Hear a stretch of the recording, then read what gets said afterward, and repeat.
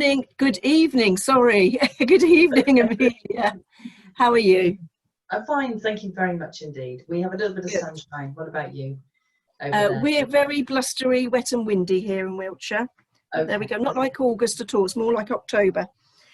And this week's topic, we are going to talk about writing your book. And the question we're going to pose is, how personal should a non-fiction book be? Oh, good question. Yes, that's a huge question, and one of the most difficult things about writing a non-fiction book, particularly at the beginning, because obviously when you start writing, in a way you're allowed to write oodles and oodles and lots, and you can then, of course, with the knowledge that you'll be editing it. And actually the beginning, if you're writing about, in my case, I was writing not only about walking and nature and relocating to Austria with my partner, but I was also talking about mental health, depression, redundancy and so on, you know, things that I'm afraid to say are probably very topical at the moment, particularly with the pandemic, but are a fact of life. And I found that very difficult because it's painful to obviously write these things down, and I didn't really want it to be in any way a misery fest. So I did struggle with it, and actually I didn't want to write everything down because it was not very nice for me to write it, and also I didn't want to put the readers on the in a position where they were like the collective Dr. Freud, and I was just sort of lying naked on the proverbial sofa, waiting for them to analyze me, because that's not the job of the reader. And you know, it's not for me to use my non-fiction book as a way to as cheap therapy, if you like. I think there's a therapeutic element to any book that talks about mental health and the connection between nature and the nature cure, of course, but actually I was very aware that for people not to be put off by that. So I do address at the beginning of the book some of the things, the problems I had, and then I try to move on from that quite quickly. Yeah, great. So what process did you use to help you decide what you kept in and what you left out? Well, I wrote the difficult parts where I'd sort of knew that I was being made redundant, or I was going to take redundancy, and some difficulties that I had at work with various things. I started to write it, and actually I found that it made me feel quite ill, actually, and I thought this isn't very good. So I kind of went away, and I spoke to a friend actually who wasn't like a really close friend, but it was somebody I'd met since I moved to Austria. And I said to her, I explained the situation, and I felt better because I'd explained it to her. And I think she said, yes, I see your point. I think you can probably say that in a couple of sentences, really.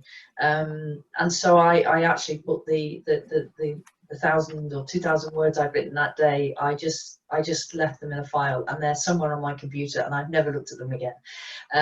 I just condensed it into 1 or 2 paragraphs and let the reader think about what might have been the problems I had at work, and how difficult they might have been, because actually it's not about specifics, it's about lots of people have problems with various things. It might be divorce or bereavement or troubles at work, redundancy, bullying, whatever it might be, and it's all the same in the sense that you feel poorly and you have to do something to get better, I think. And of course there are tablets and pills and medications and all kinds of things you can do, but actually sometimes you feel you just want to do something active. And of course now, even in the last 3 or 4 years since I started walking and writing every day about this idea, there's so much more literature now and knowledge about how the connection between nature and nature cure, and just how really this disassociation with nature has caused so many problems for people. So I think it literally is much more of a topic now than it was when I first started doing the book, really. Yeah, no, I would agree. There's a lot more out there now. And it's interesting you talk about when you had that conversation, that big difference between verbalizing and talking about something and actually writing it down in a book. Yeah. Is a completely different concept, a different method, emotionally, mentally. It must have felt quite different from when you actually talk about something. Yeah, because of course when you're in a conversation with somebody, you can actually gauge their reaction, and you can see if they're feeling uncomfortable about something, or perhaps want to know more, or you feel that you've gone into too much detail. You can look in the eyes of the person you're talking to, and it's you have a connection with them. You know, it's a proper conversation. And obviously when you're writing, the audience, you're aware of the reader all the time. That's your job as a writer, to be aware of the reader, but they're not physically in the room with you, and you don't even know who they're going to be necessarily, beyond your, you know, friends and family who, you know, who have to buy the book. And there's also the other people out there who you'll never meet really, and you've got to think of them. And so I would imagine that they were there sort of in the room or on my shoulder and thinking, no, that's too much detail. I mean, I do quite a lot of public speaking, and one of the things I do when I present a lecture about Shakespeare, or Walking Now, or Gustav Holst is another one of my subjects, the composer Gustav Holst, I always look around the room and think, oh, I think this audience, they don't want to know that. They don't actually like that part of my talk, or they'd like me to elaborate on something else. So I sometimes think about that. What in this chapter do I think is the main focus, and what should I focus on? So I try to think that they are in the room with me, and that's sort of my approach anyway, rightly or wrongly. Okay. Would you have a piece? Is there a chapter or a piece that example of how challenging it is to share, that being in the moment and being on the walk and encountering something, and how you communicate that in the book, and what you keep in and what you leave out? Yeah, sure. I was thinking about that actually just now while you were talking, and I know that in August, literally about 10 days before we're now recording this, so 14th of August, when I wrote a chapter called Sunflowers, which is my chapter 37. It was one of those really strange occurrences where I did the walk. Sometimes it was a circular walk, and sometimes I did it. I started at the bottom of the walk, so to speak, walking on the flat and then up, and then sometimes I walked the very steep part first and then back home, the slightly easier route. And this particular day, I did the walk in reverse, and I hadn't done that for several months really. And so strange situation that there was a lady walking her dog in a field, and she whistled the dog, and I looked over, and there was an absolutely huge field of sunflowers, and I had never seen them. I'd been walking the other way, and obviously too absorbed in myself and my situation, probably thinking about my mental health or my physical health, even by August, and I'd already been walking quite a few months at this point, every week. And when I saw this field of sunflowers, I just literally, I remember feeling like a child. I'd never seen a field full of sunflowers before that I could actually walk into. And I did, and I felt that I was sort of living in a Van Gogh moment, you know, or a Monet moment. And I'm a curator by profession, so I'm nearly always used to seeing paintings of sunflowers and a field of sunflowers, but not necessarily enjoying them myself. So I sort of skipped into this field gaily, and I just remember feeling magnificent really, and it was so unexpected. So I kind of stood amongst them, and they were towering above me, and I'm quite tall, so, and they must have been 2-3 meters tall, and none of them were staked, and they all somehow, in your garden they fall over, don't they, but in a field they all stay together, I guess because they've got this community and they support each other, which, you know, is a lovely metaphor as well. So I went into this field, and I really came out of myself, and then as I exited this field, I then saw a maize field on the other side, a sweet corn field. And again, that was also huge. The maize had grown amazingly in just a week from the last walk I'd done. And I couldn't believe how beautiful the maize was. So I thought, I'll go and look at it a bit more closely. And I don't know if you've ever noticed, but if you go for a walk and you see a maize field, just very carefully, you know, go amongst it a little bit, or by the side, not to damage the crop, of course. And you'll see there's a frothy, either pink or yellow end on the actual corn if it's about to develop. And now, this time of year, it's ripening now. And when it is ripe, it goes from yellow to pink to brown, and when it's like a dark brown and looks a bit shaggy and dead, it's ready to eat. And I thought, I'd never seen that in my life before. So I kind of smelt this little floss, and I thought it was so beautiful and tender, and it smelled like sweet corn and popcorn, sorry. And I came home and I researched that, and you can actually take that and make like a popcorn tea with it, which Katie and I, my partner and I, did that at another time.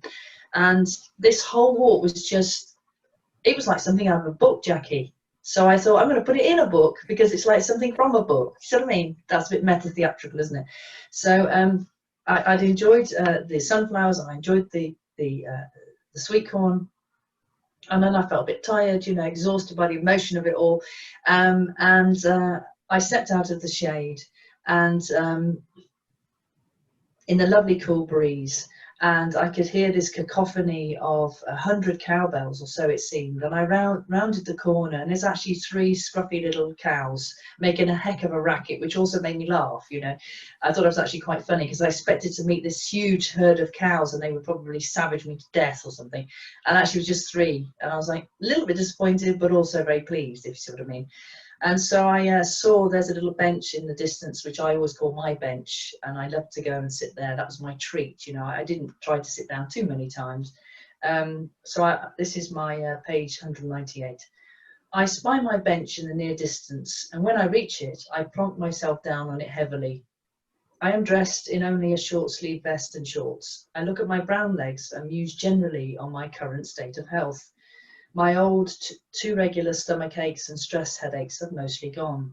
My walks and my new life have caused my health to improve greatly. I am also more content, and my head races less. Most happily, I don't feel the need to analyse my health, my worries and my situation all the time, just at odd moments such as this, and then in a positive light. I realise that perhaps I have made some progress, and my quest is now taking on the properties of a pilgrimage. So that was when I suddenly thought, yes, I think this is working and I'm going to carry on.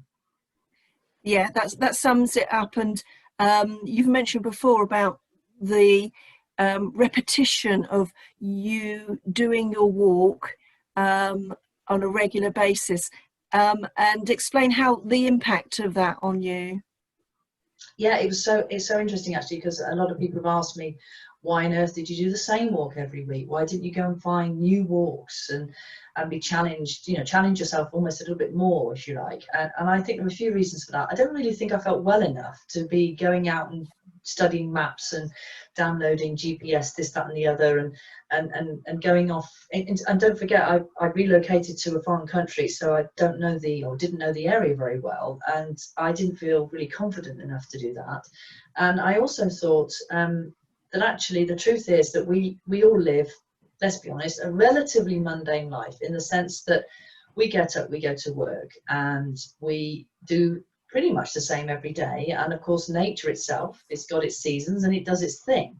And actually learning throughout a whole lifetime to appreciate and accept that mundanity is actually a comforting thing in many ways. It can seem boring and I'm in a rut and I'm trapped, but actually the truth is that learning to accept that the mundane can also be something that can bring great comfort, and if we can, around that mundanity, arrange our lives, then somehow that will give us, I think, a sense of comfort, really, and we can have a joy in that.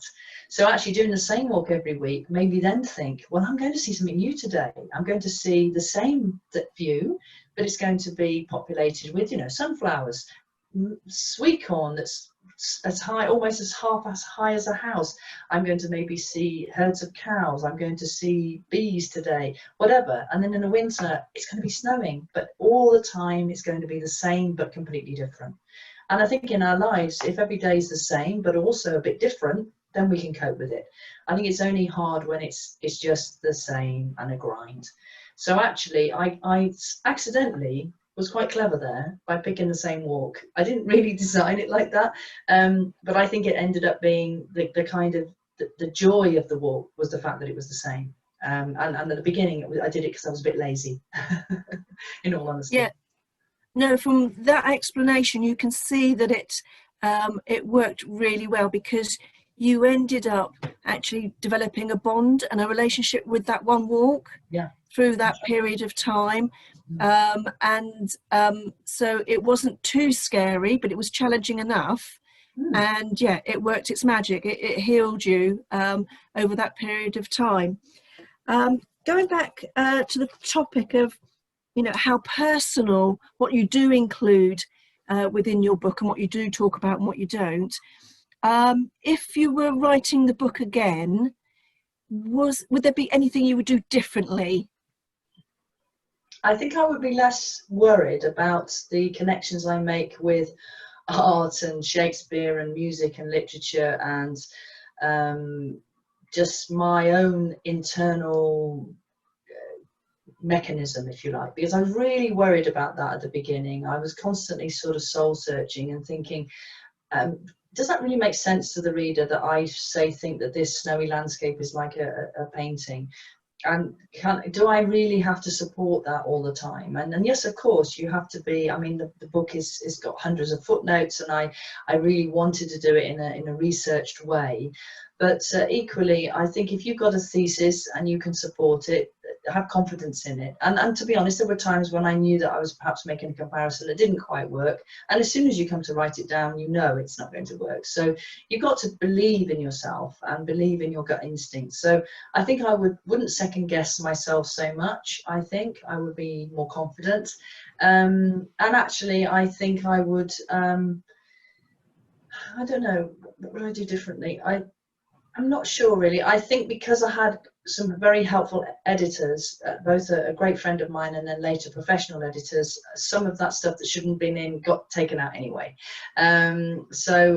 Maybe I would just be more, I'd just be more confident actually. And when you've got that gut feeling, follow it. And I read actually not that long ago that we do have, when they say a gut feeling, you do actually make some of your thought processes in your stomach, not just in your brain.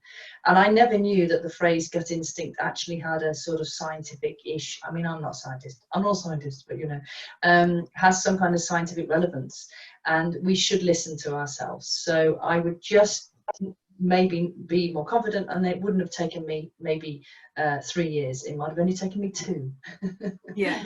Now, having read the book, I would definitely agree. If you'd taken out those bits about the art, about the music, all those things were a part of the book, and they were very crucial, and they are part of you. And that's, and that is, your openness and your honesty about you and who you are, and where you've come from and where you're going to. The book would have been a lesser book if you hadn't included all of that. And it is a book, it's a metaphor about walking, about a journey, and about recovering your health, both mentally and physically. And yeah, you've captured that in the book. It's been brilliant. Thank you very much, Amelia. Thank you so much. I'm really enjoying these little sessions that we're having. It's really nice for me, of course, to have questions posed, and this has been a sort of way of replacing the book tour that I was supposed to have in April. Still hoping it might go ahead in December. I will be hopefully in Malvern. My play will be on at Malvern Theatre. Malvern Theatre Players will be doing that at the Coach House, hopefully. Wind in the Willows, my adaptation of that. I might be, hopefully, I shall be in Dawlish as well. Possibly Stratford upon Avon. I'm trying to sort that out. So we're just hoping that in December that book tour will go ahead. But this has been really kind of you to do a virtual preparation, if you like, anyway, for me to before the book tour, and hopefully not in place of it, but instead of. And if it's not virtual, Jackie, it's not real. So thank you for making it real for me. And it's been and it's been wonderful to with a woman of letters and words, that she could only come up with an amazing maze, and that's made my day. Thank you so much. So I think we've got one more lined up before August is out, or in the beginning of September. So thank you so much, and thank you so much for your intelligent questions, and I shall see you next week. So thank you very much. Absolute pleasure and a joy. Thank you. Take care. Good evening. Bye-bye. Bye.